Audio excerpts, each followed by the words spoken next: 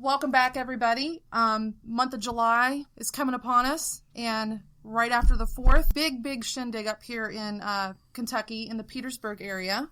How many of you love theme parks? I can take them or leave them. I like roller coasters.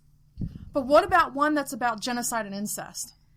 I would love a genocide and incest theme park, to be honest. What about you, Adam? Is this a new American Indian theme park? No, unfortunately, this is a mythical one from a secular point of view. Technically, this is called the Ark Encounter. It's a complimenting... Oh, Yeah. The one that Kentucky's spending how much money, Jim? Almost $100 million. $100 million.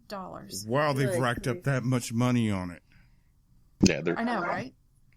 It's mind-blowing. I mean, technically, it's the Ark Encounter. The infamous, I think he's Australian, Ken Ham, is adding this on to his already creation, quote-unquote, museum. I still like to call it a facility, like Bill Nye does, because that's what it is. It's certainly not a museum. But, yeah, we have a big shindig coming up on the opening day, but it's not going to be actually at the Ark Encounter. It's going to be across the street, kind of, sort of, maybe, where we're going to be having a protest, and then I think there's going to be a kind of an after party afterwards. But that's why we brought Jim on tonight, to kind of fill us in on the who, what, when, where. But first, we'll start with the why and how this came about. So why don't you fill us in, Jim, about this Ark Encounter protest you've got coming up on July 7th? Sure. It originally started with a billboard. Last year, we decided as an organization we were going to put up a billboard, and one of our members said, hey, why don't you do something about the Ark Encounter? And as we looked into it, it definitely met our criteria, and there was multitude of reasons why we decided to take on this project. One, for obvious reasons, it's anti-science. They're actually telling people that the Earth is 6,000 years old. They're telling people the Grand Canyon was formed over 40 days and 40 nights, which is ridiculous. Right. The second major point was the immorality of it. Like, if you grew up like I grew up Catholic, we knew that some of these stories weren't true, but it was more of the moral of the story. Well, it's immoral. God kills everybody. And then for the second time, repopulates the earth through incest. So we have a huge problem with this from a morality point of view. And then the third thing is they're discriminating. They're not hiring gay people. In addition, they're receiving up to $18 million in state tax funds. So there was just so many reasons of why to do this. So we decided to put up a billboard. We raised almost $10,000 in a couple of days to find out that nobody would let us put it up. Oh, my gosh. That's crazy. Well, nobody would let you put the signs up. No, we had Genocide and Incest Park, and then below that it said, so God said to Noah, I'm going to put an end to all people, Genesis 6:13. So we went around the country. This wasn't locally. We went around to anybody that we thought, and nobody would put it up. The thing that upset me the most is we had an agreement with Lamar where we talked to them and said, hey, we want to put up this billboard. They asked me if it was offensive, and I said they asked me if it was controversial, and I said only if you consider genocide and incest controversial. They laughed and said, well, we're going to have to charge you more money. And I said, fine, that's okay. Well, once all the media picked it up, they immediately backed out and said, we want no part of this. We had a mobile billboard company reach out to us and said they'll do it and drive around the park and the exits, and we thought that was hilarious. And I like that idea. I thought that was brilliant, right? We did too, until the guy went down there and said he felt that he wouldn't be safe. He feared for his life, and he said, I can't do it down in the Bible Belt. I'm not comfortable driving around. And I understand that. I do. So he backed out. Nobody would do it. So then we thought, fine. We gave in and said, we'll censor it. We put a big censor tag over genocide and incest so you can't see it. We even censored the giraffe head sticking out above the boat. And we sent it back to Lamar. And Lamar said that they would not put it up because it was factually inaccurate and offensive. How is it factually inaccurate? Well, so we put out a press release responding to that and saying, Lamar says the Bible is factually inaccurate and offensive. We at the Tri-State Freethinkers agree with both of those claims. However, we feel we have the right to put it up. Exactly. The only thing left. Hey, buddy, I got no argument, man. The only thing was the Bible quote, and we quoted our reference. That was it. I mean, that was the only piece left. So we were dumbfounded by this. Then we start going to other companies and said, okay, somebody will put it up. Nobody will touch this thing, even censored. If we cover up genocide and incest, it's received so much publicity. I think it's the most successful billboard campaign ever that's never went up. And you know what kills Yeah. me? You know, you would think they take a page from Donald Trump out of this.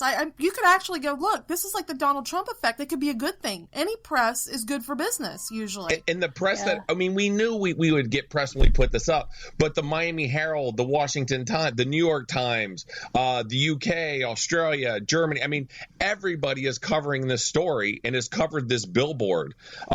It's been amazing, the publicity we've brought to this thing.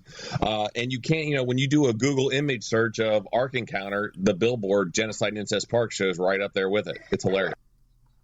Well, you definitely moved the Overton window. Yes, and that was one of our goals. That was absolutely, people used to be offended when they put up a billboard, "Don't believe in God, you're not alone." That was a big deal. Not anymore.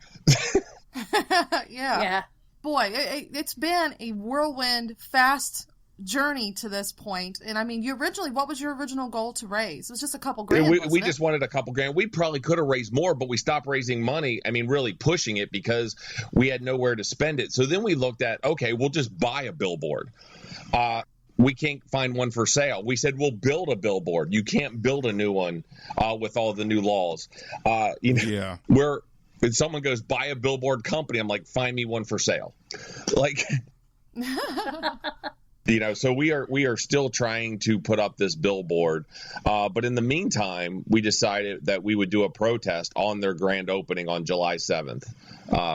We got permission from the state of Kentucky to be right off the on and off ramp of the exit where everybody will be. Well, there'll definitely be a traffic jam.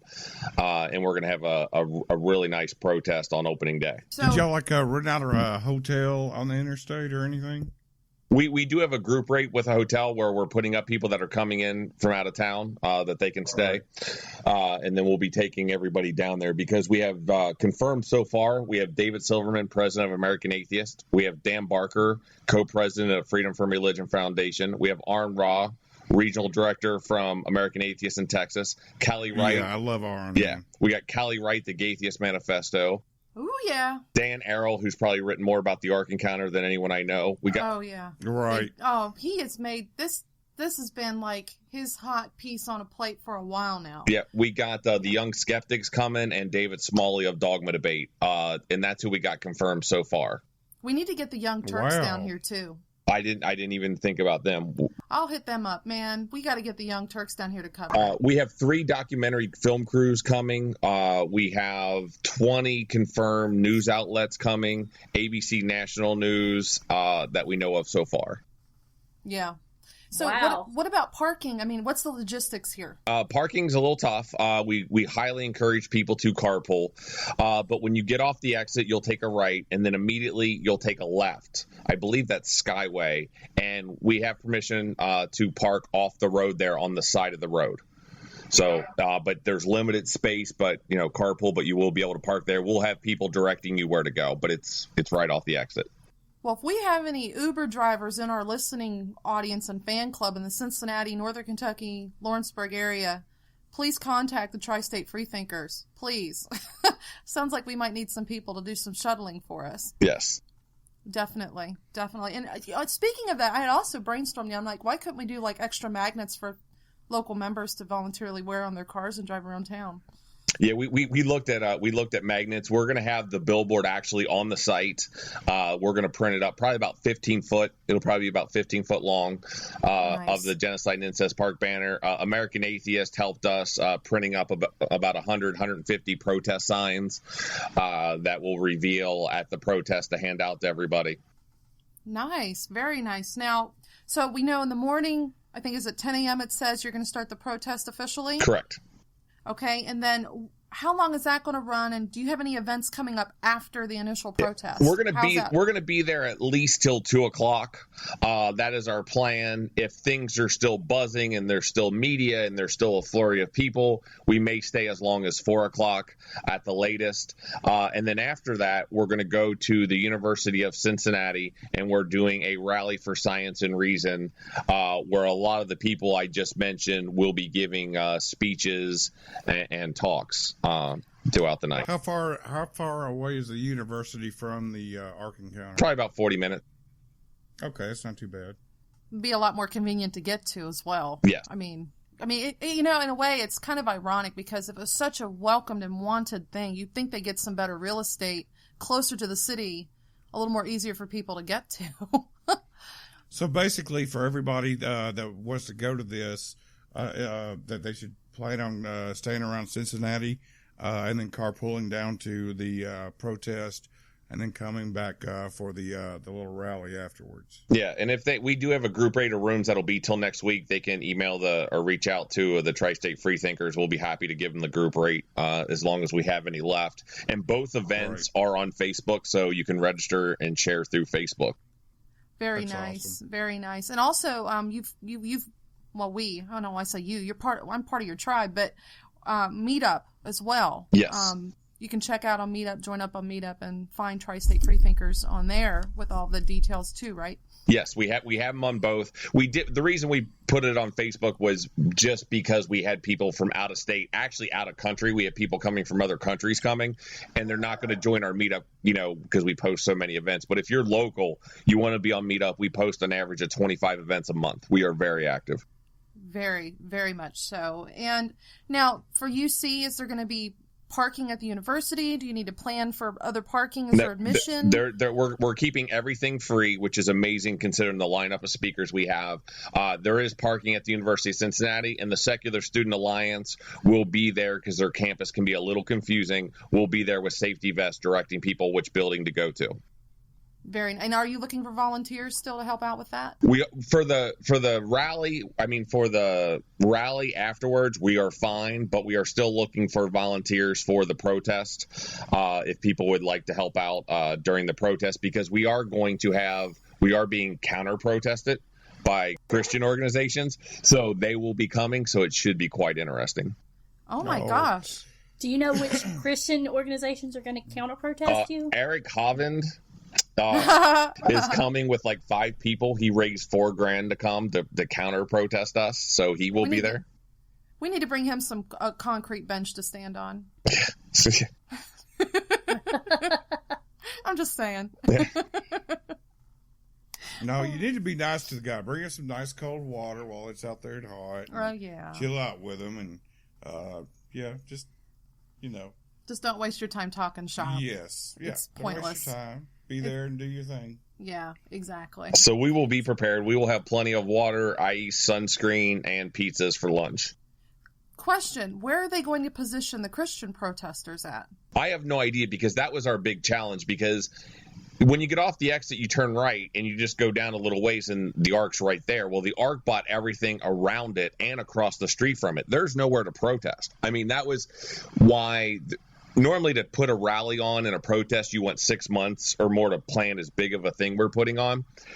We didn't do it because we couldn't find a location. So we actually wrote to the state of Kentucky to get permission to use state property on the on and off ramp in between there, which is a huge space, and they gave that to us in writing. Other than that, we used all 3 spaces in that area and have permission to use all 3 spaces. I have no idea where they're going to go. I bet I know where. I bet Ken Ham's going to let him hop onto his property. That's possible. I bet he will. But we'll have the exit. It's going to be a traffic jam. The other nice thing is all the police will be right there by us because they'll be directing traffic. So we'll have the Grant County Police, the state police, even Boone County Police are coming down. We met with the police ahead of time to let them know logistically what we're doing, where we'll be, just to say, is there any concerns they have? So we had a really good meeting with them to go over things, and they appreciate us reaching out to them in advance. And we just said, hey, you'll have no problems from us. Now, I did want to play devil's advocate here, because you know me.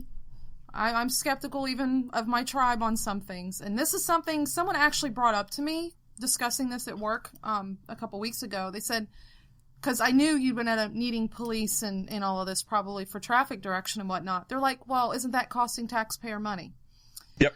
So we were going to actually hire them and pay them. Oh, wow. Nice. But once we found out where we are, they were already there. We didn't have to. Oh, cool. Wow. It's like, well, you're going to be where? They're already there directing traffic. So for the arc, so we just happened to pick the perfect spot. So we were prepared in our budget of playing this of actually paying for them for security and safety. But outside of the $19 million that the taxpayers of Kentucky put into this, did they not also put in more for the roadways as well? Yeah, there's so many things going on behind the scenes with money. So they got up to the $18 million in tax incentives, which will be paid back to them if they have enough sales. And $180,000 in legal fees. $190,000 in legal fees. The Grant County gave them over $100,000 in cash and over 100 acres. And there was $62 million in junk bonds sold. Now, this is starting to sound like an NFL stadium. No, wait, it gets better because the ARC does not have to pay that back. Do you know who pays that back? No, we actually don't. The employees that work there and the employees that work within the zone of that bond, there's a zone of other businesses around there. The employees have to pay 2% of their paychecks towards paying the ARC's loan. Are you shitting me? That is crazy. I just want to get a job there now so I can sue. And if they don't pay it, the ARC encounter is not responsible for paying back the $62 million. Now, wait a minute. Now, I understood that the possibility this could bring money into the area. This is Western Kentucky. They've been having some tough times with coal problems as far as shifting over. But I was kind of just completely disappointed that they spent not $18 million on that than a technology center or a technology pathway as far as getting that stuff in there. But now you're telling me that the residents that are there, that are work there, are going to have to pay 2% of their income towards the loan? Yeah, and the highway, they're spending $10 million to redo the highway, the on and off ramps, because they handle the traffic in addition to that as well. We'll be done. And you know what's infuriating for me about that is because Bevins just did that humongous cut to education. Yeah. Yeah. But he's putting money to the highways. It's I literally pulled over on the side of the road when I heard that on the news about a month ago. I was so angry. There's a couple things that really upset me about the tax incentive piece, because originally they said once his people revealed his discriminatory hiring practices, the state of Kentucky basically said, hey, you can have the $18 million, but you have to promise us you won't discriminate. Answers in Genesis said, no, we're not going to take the money. We're not going to do that. And then they sued the state of Kentucky for discriminating against them for not allowing them to discriminate. Yeah, I remember all that going on. Right. And then when Bevin came in and got elected governor, he replaced the transportation cabinet members that were against the ARC encounter, overnight replaced them, approved it. The judge said, I don't see a problem. And then Bevin's like, we lost the suit. Oh, well, we're not going to counter it. We'll just let it go. So all that happened pretty much overnight. And we were just all sitting there going, what the fuck? It's corrupt as hell. It's horrible. And I have people argue, well, come on now. They're getting a rebate back on tax. I'm like, okay, but that means there's a gap in tax funding because they're giving back tax money. Who makes up the gap of what's been refunded? Everybody in Kentucky. So let's address that issue, because I think that's a valid point. So why do we give state tax incentives to companies, just companies? Even if we want to get rid of the separation church and state argument, which we shouldn't, but let's just do that for a second. We give them incentives to say, hey, build your crap in our state. Don't do it in Texas or Indiana. Come to Kentucky. All right? Yeah. So if we do that, great. But here's the thing. It's already built. He already built it. It's going to be done in a couple weeks, and we gave him $18 million for no reason. You do that to entice them to come here. It was already built. He ain't going anywhere. He spent $100 million, so he's not taking the boat to another state. It's not seaworthy. It can't travel. That's for sure. So There is absolutely no reason, if you're just a fiscal conservative Republican, to give them money because they're already here. It makes no sense.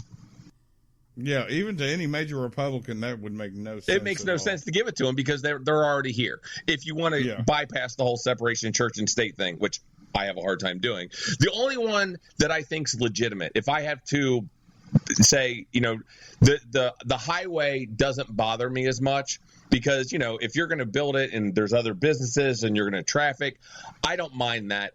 Expand the highways. I don't care what it's for. My only issue is the highway based that on Ken Ham's numbers, which were about double to triple of what the ARC's going to actually do. When the state did an independent study, they're like, you're not going to get anywhere near that numbers. But yet they're basing the highway ramps off of Ken Ham's numbers, which we know are crap. And I can't believe that they'd actually accept that. Most states will not do that. They go by their own numbers, not the people's projections. So there's a lot of backdoor dealings going on, as we already saw with the land, the cash. Yep. This is just disgusting, the level of corruption. Even. The whole situation is stupid. Yeah, I mean, it's beyond stupid. It's criminal. I'll say it. It's criminal. Honestly, you take a trip through this Tyvek wrapped boat in the middle of Kentucky to see somewhat shitty ass animatronics with bad science, it's not even, I shouldn't even call it bad science, fake science.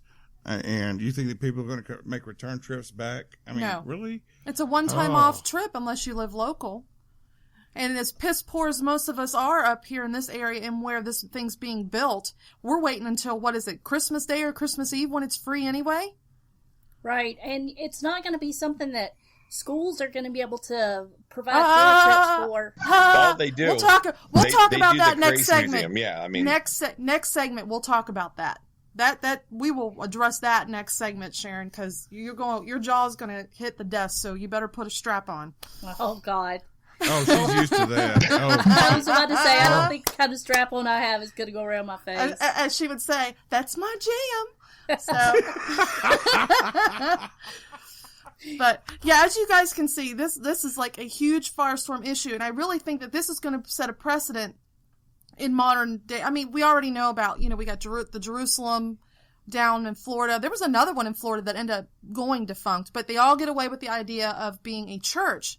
Now, Ark Park's a little different because it's being run by AIG, like on the administrative side, but the facility is being run as a for-profit, right, Jim? Yeah, so the way they got away with this is you can give money to Answers in Genesis towards the Noah's Ark, and you can have your name on the rafters and crap like that, and all the money is tax deductible because they are a nonprofit.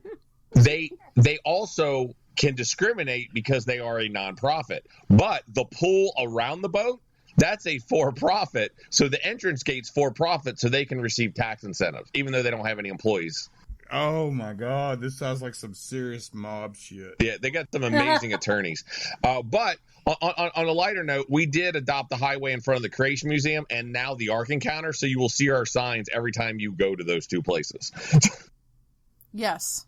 At least we're present. We're ever reminded presence, we're there. So the state of Kentucky paid to have our signs up in front of their buildings, which I think is kind of ironic. And funny. That's great. But at least we're genuinely earning our right to have it there. Yes. Ken Ham thanked us for keeping the highway clean in front of the Creation Museum, but we're all going to burn in hell. And you can be Christian. Yeah, you can be Christian, Muslim, Zoroastrian, a Hindu. You can worship the flying spaghetti monster or whatever. You can come help us pick up trash. Yeah, and the latest one, we said, how he wouldn't hire gay people. If you are not married and you work there, you have to sign a vow of chastity. Yeah, I saw that. That's ridiculous. I personally would sign the vow of chastity and then have sex on top of the vow of chastity. Oh. That's what I would do. Sign it and then fuck on it. I know what kind of a lip mark you'd leave. And we've talked to Freedom from Religion Foundation. We've talked to multiple attorneys. And the problem is everybody thinks this is a violation. Everybody wants to sue. But the problem is in Kentucky with the court, no one thinks they can win. And so you don't want to set bad precedent. They'd have to keep appealing it till it goes way up. And that's even if the Supreme Court would even listen. Right. I'm talking about the Kentucky Supreme Court. Yeah, we're talking Kentucky. And it's Kentucky. So. Oh my gosh. What a mess. Well, tell you what. Do they have the dinosaurs in the Ark? I forget. Yes, Ken Ham's, it will have and it is as much as we hate the science. I will tell you, the Creation Museum and this boat inside, it is nice. I mean, they do creative. The people that did the animatronics for the Creation Museum are the same company that did it for Disney. Like, they do a good job. It looks nicer than the History Museum. So it's not as bad as you think it is. It's much worse. I mean, when you go in there, you'll be like, holy shit, it looks nice. And if you're uneducated, you can see how the uneducated person could buy it because of how well presented it is. Oh, right. yeah. And if dangerous. you have a sex life and you're liberal like myself, and then you go in here on a free day, the best, most popular exhibit, like the one people take the most pictures at, hands down, is Adam and Eve in that lake scene.